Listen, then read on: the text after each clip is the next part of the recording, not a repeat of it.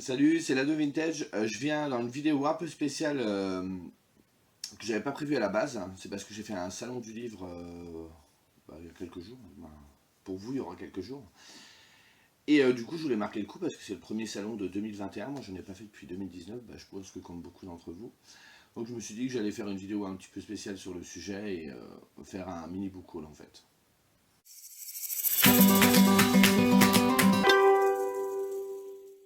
Alors, je me suis rendu au festival d'Ormantastique. Oui, je vais vous présenter un petit peu l'événement avant de vous présenter les livres. Donc c'est un festival qui a été créé en 2015, qui se situe entre Épernay et Reims. C'était la sixième édition cette année, qui avait pour thème Fable et Odyssée des mondes. Ça se déroule sur 2 jours, donc cette année c'était le 17 et le 18 juillet.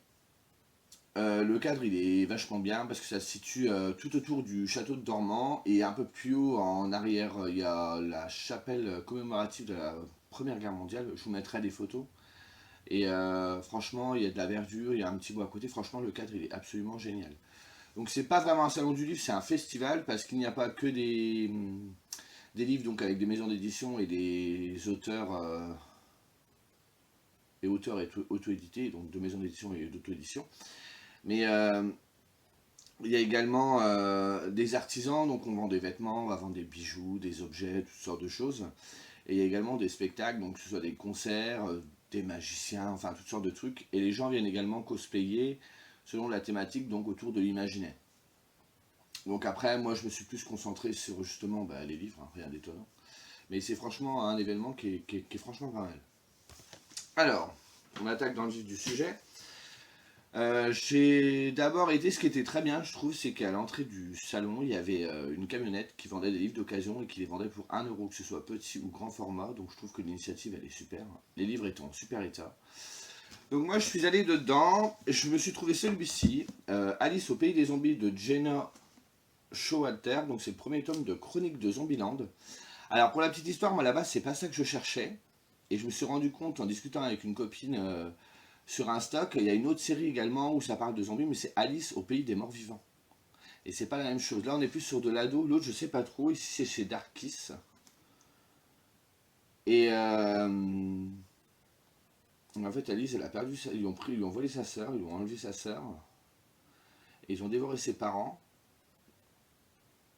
Et elle va rejoindre du coup un clan pour essayer de combattre jusqu'à la mort les zombies. Je sais qu'il y a 4 tomes et que le quatrième tome serait difficile à trouver. On verra bien, c'est du young adulte.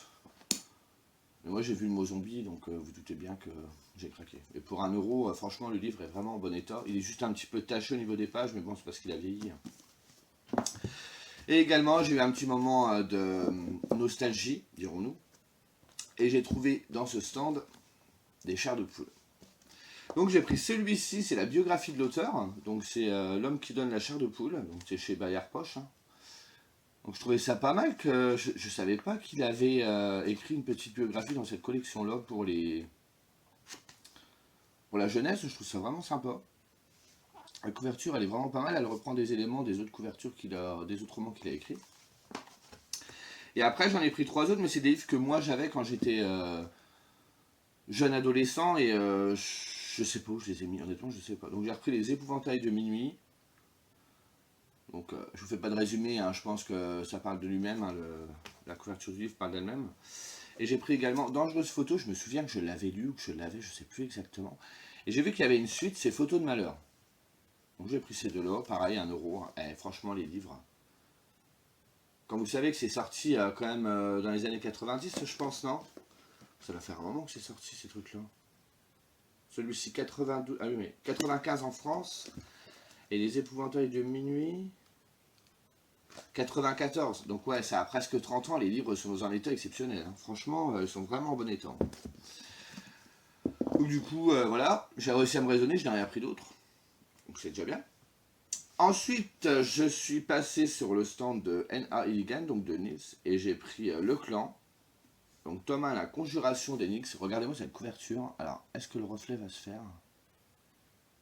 Vous voyez le petit reflet sur la robe? Ça, c'est sublime.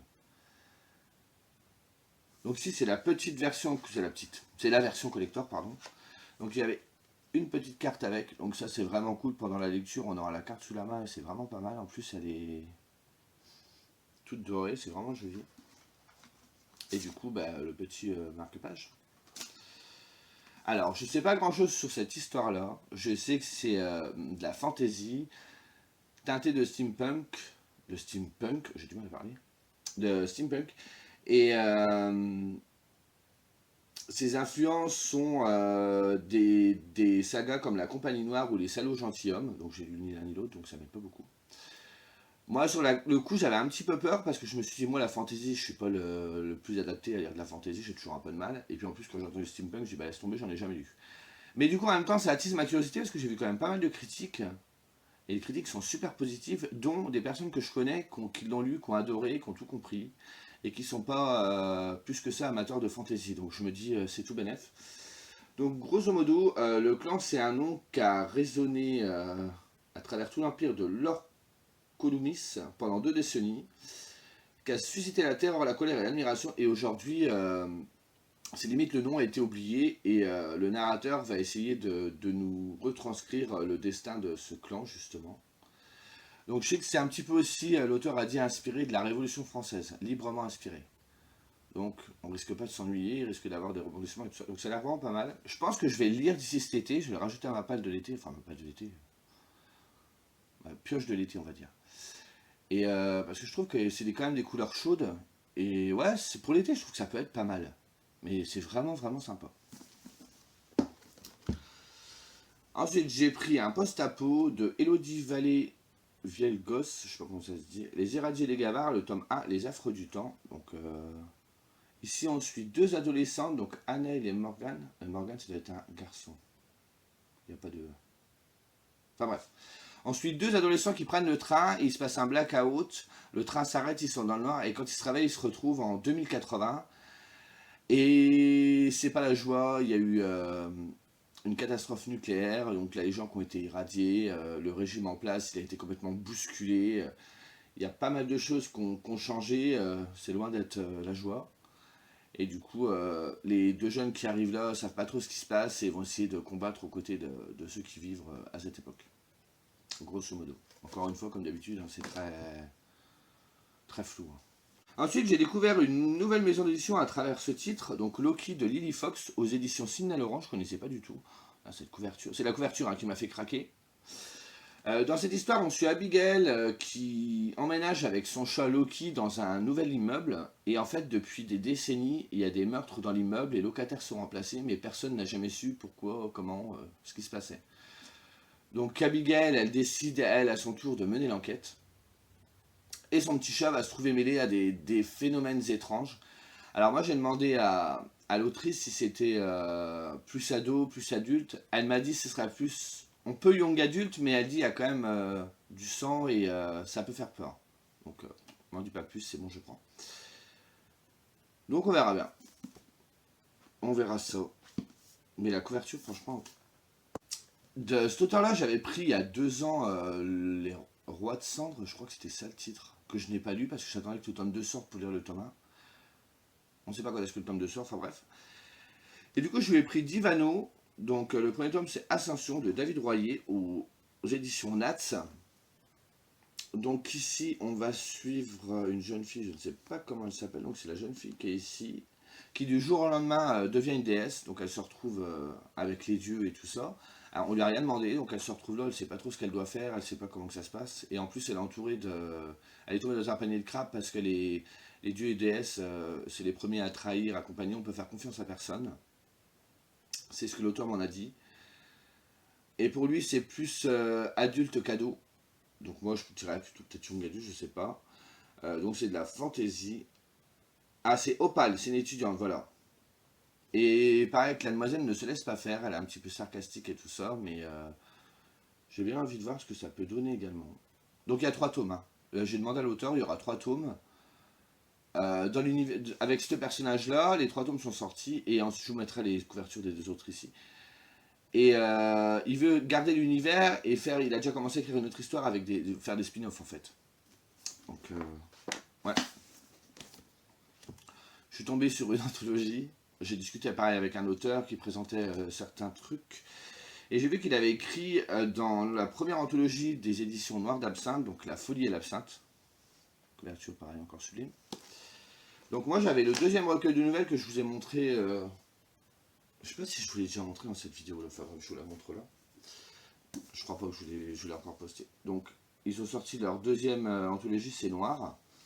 Et moi les éditions Noires d'Absinthe, j'ai déjà lu 2 livres chez eux, j'aime beaucoup. Donc j'ai dit tiens, on va traiter de la folie, tout ça, donc ça peut être pas mal. Et du coup l'auteur c'est, attendez je vais vous dire quand même son nom.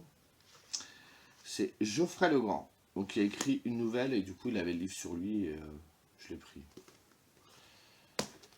Ensuite, alors cette autrice-là, ça fait des années que je veux la lire sans jamais oser. J'avais toujours peur parce que c'est quand même assez dark.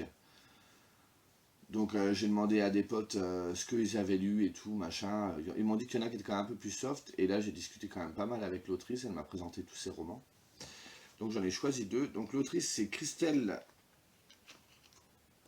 Colpert, je sais pas comment ça se dit, Soufflet. Hein, désolé si j'écorche le nom. Donc j'ai pris Le Manoir aux Chimères et Abandonné. Donc moi, pourquoi j'ai pris ces tomes-là? Parce qu'en fait, à la base, les 2 maisons qui sont ici, elles existent vraiment. L'autrice les a vraiment visitées. Et elle a eu des ressentis assez bizarres et tout ça. Elle dit qu'elle est parvenue toute seule chez elle. Enfin, c'était assez suspect. Donc là, elle m'a dit que pour celui-ci, c'était des ressentis assez positifs. Mais par contre, pour celui-là, c'était plutôt négatif. Et du coup, après sa visite et toutes les émotions qu'elle a ressenties, tout ça, elle a articulé du coup une histoire avec un personnage au milieu. Et je pense qu'elle a également fait des recherches sur les 2 bâtisses. L'autrice, elle m'a donné des anecdotes sur la maison où c'est vraiment bizarre à chaque fois, quoi. Donc j'ai pris ces 2-là, on va commencer soft et puis on verra parce qu'elle a, c'est quand même une autrice assez prolifique et elle a quand même pas mal de titres. Donc je me dis que là, ça mélange un peu elle qui a fait d'Urbex, qu'on a fait une histoire derrière. Ouais. Et donc normalement, je devais m'arrêter là. Je ne devais plus en acheter. Mais je n'étais pas tout seul à ce salon, et la personne qui m'accompagnait et qui se reconnaîtra est allée chercher un autre livre dont je lui parlais et que moi je voulais depuis pas mal d'années quand même que je veux. Et à chaque fois je recule. Et là je me suis dit, ah, allez vas-y, prends-le. Donc c'est Faites vos jeux de Julia Richard aux éditions Le Héron d'Argent. Donc moi les éditions Le Héron d'Argent j'aime beaucoup. Et ici c'est un thriller. On va suivre une inconnue qui se réveille dans une maison sans fenêtre et il n'existe qu'une seule issue et pour sortir il faut posséder le code. Il y a un des 8 prisonniers, en fait c'est lui qui est à l'origine de cette mise en scène. Il est le seul à connaître la combinaison. Mais pour débloquer la porte il faut être 2 et seulement 2. Donc le but du jeu c'est d'éliminer les innocents pour rester avec celui qu'on considère comme le plus susceptible d'être un psychopathe. Et du coup, voilà, l'autrice avait l'intention d'inverser la logique des huis clos où il faut sauver les innocents, quoi. Vous voyez ce que je veux dire? Et du coup, la question qui se pose, c'est jusqu'où est-ce qu'on ira pour survivre? Donc ça me fait vraiment penser beaucoup à Saw. Donc,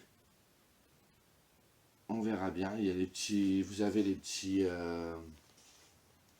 les protagonistes qui vont être présents dans le roman. Et celui-là, ouais, me faisait envie depuis très longtemps. J'ai vraiment envie. Je suis pas spécialement fan de la couverture. Ça fait un peu poker et tout. Je sais pas. Après, faites vos jeux. Oui, je vois le lien, mais. Donc voilà. Donc voici pour le petit butin du festival, du premier festival de 2021. Donc ça fait 1, 2, 3, 4, 5, 6, 7, 8, 9, 10, 11, 12. En tout, il y a 13 livres. Genre, j'en ai pas assez encore. Enfin bref, j'ai aucun regret. Je suis content d'avoir refait un salon depuis le temps. C'était vraiment vraiment sympa encore une fois. En plus, on a vraiment eu de la chance parce que par chez moi, il y a plu toute la semaine et il a fait beau les 2 jours du salon. Donc ça, c'est vraiment cool. Ben voilà, j'espère que ça vous aura plu, que ça va vous donner des idées de lecture et tout ça. Et puis, ben, moi, je vous dis à la prochaine. Salut.